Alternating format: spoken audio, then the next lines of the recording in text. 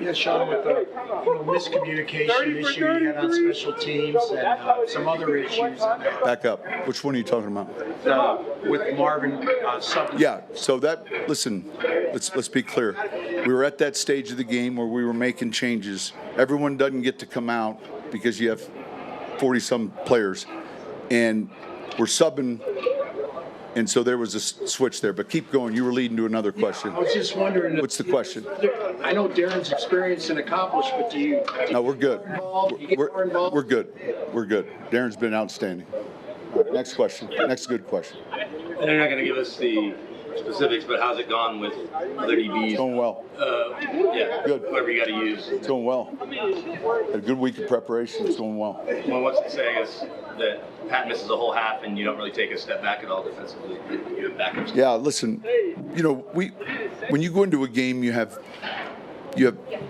5 different defenses, aside from goal line, you have base, nickel, dime, penny, and so we'll have a plan for each. Is there anything you could draw that teams have not been very good kicking field goals against them? I think they're 4 of 10. Say it again. Their opponents are 4 of 10 kicking field goals. So this Autry now has had, if I believe, 16 blocks. So then I asked Patrick, the history of the NFL. Don't tell him. Can you tell me who has the most block? Some of you should be able to. Played in your division. Ted Hendricks. What's the number, Pat? It was like 23. Yeah. 23. But this is. They didn't call them the Storms. Yeah, this guy's done. One of the keys to victory first day of the week was, field goal protection and understanding 16 is like rare. And so that's important. So I think that probably has a little to do with it because it's in the back of your mind as you know. And then I would just want to know who the kickers were, in the study. Sean, with Mercedes, just keep the length of his career, does that help him start to get up to speed? I got in trouble yesterday because I told you guys I think he's the oldest player I've coached, and meanwhile Breeze is freaking pretty dumb of me. Yeah, I think it's obviously there's some guys, we've seen it in all of sport, that can hit an age that's unusual, and he's one of those guys. He trained. I mean, his routine, his regimen, all of it is extremely impressive. So I'm glad he's here. Is there any intentionality to use lockers next to Bo's? Is that Mercedes Lewis? Oh, I have no clue. No. Didn't know?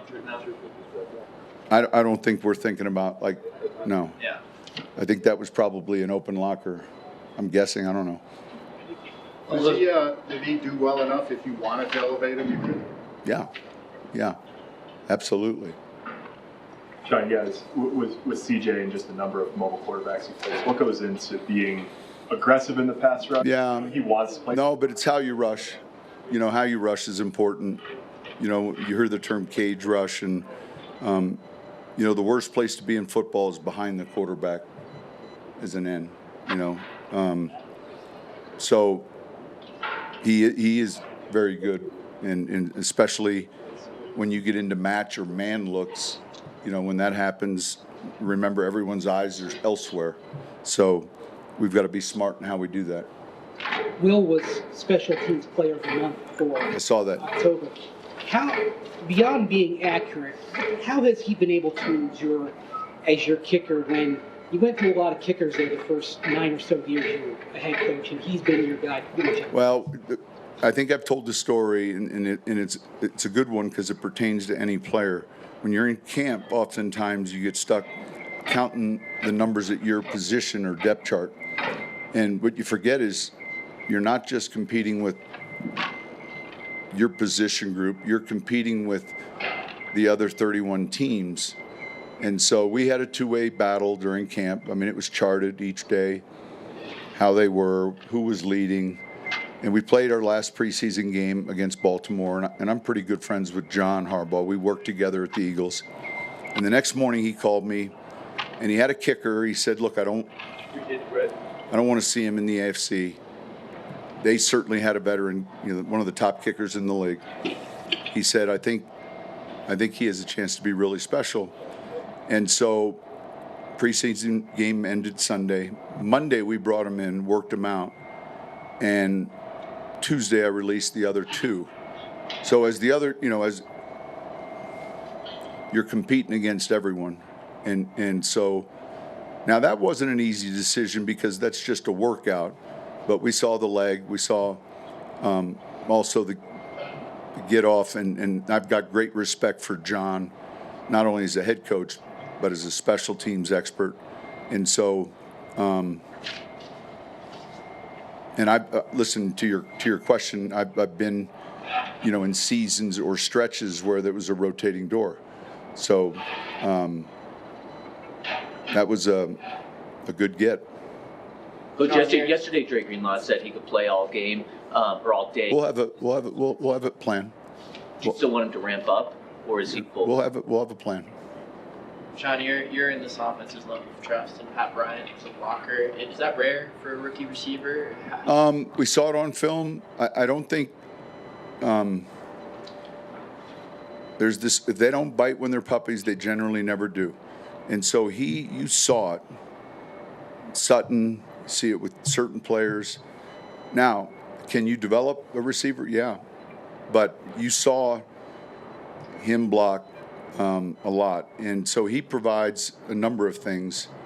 And if you're wanting to be good rushing the football, you have to handle the force. And the safeties are generally the force. This week, they're in quarters.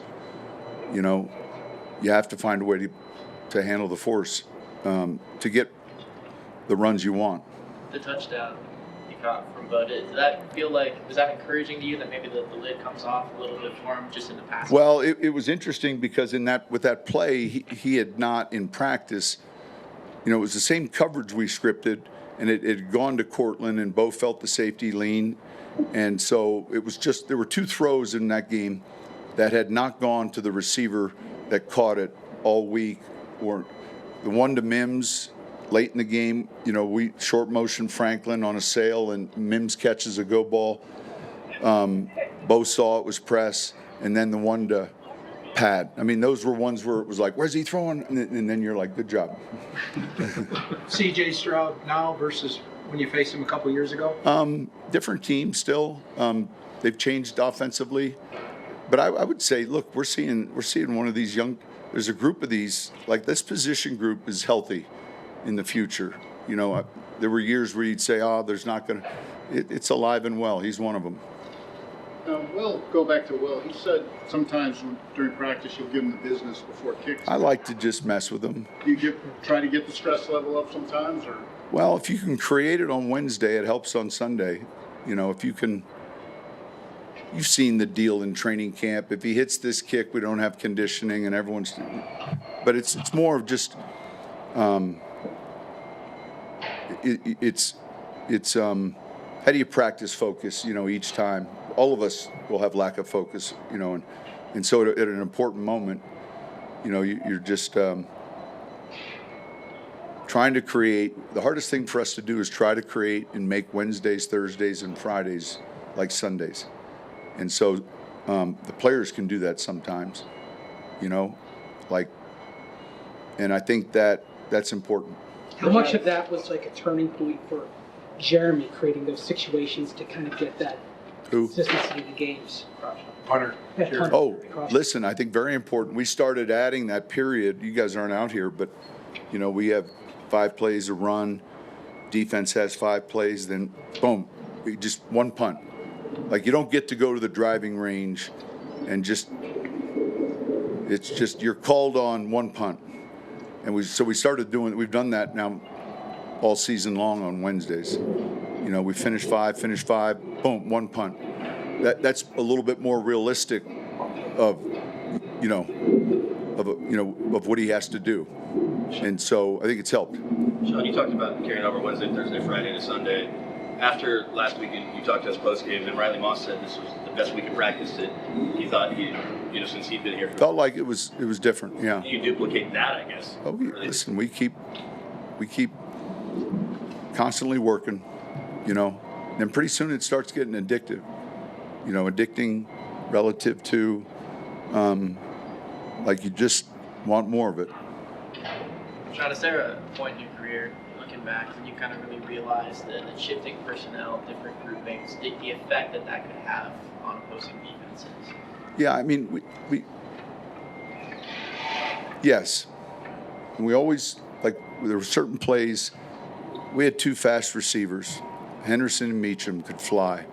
And uniquely, they were our best blockers. So we're getting down safety because they can block. And then when we play action, so we had tall, we had speed, we had different tags. And so we're never going to just be, he's the slot, he's the X, he's the Z. So if that's what you're ever rooting for, you're going to have to wait until I'm gone. All right? That's too easy. And there's been enough conversations with coordinators, guys I've worked with, where it calms their substitution pattern down. And so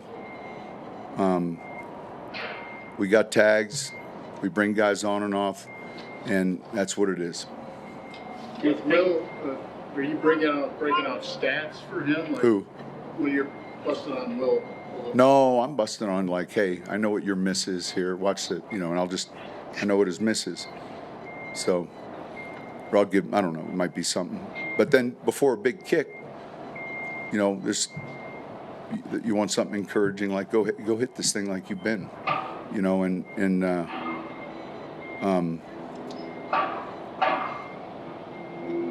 I think we've seen it at that position, and tell me if I'm wrong.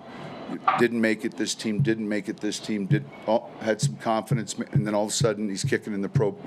It's a funny position, and a lot of it, like golf, is between the ears. They can hit these balls, and then pretty soon they become trained killers then, where they thrive in that, and there was a guy in Atlanta, I forget his name, doesn't matter, but he was a great kicker, and we had a lot of close games.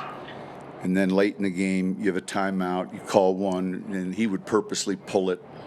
And then the fans would be like, if you didn't call the time, but I knew what he did, And then I had this whole plan where I was going to run down to the official and just say, I'm not calling a timeout, I'm just seeing how you're doing.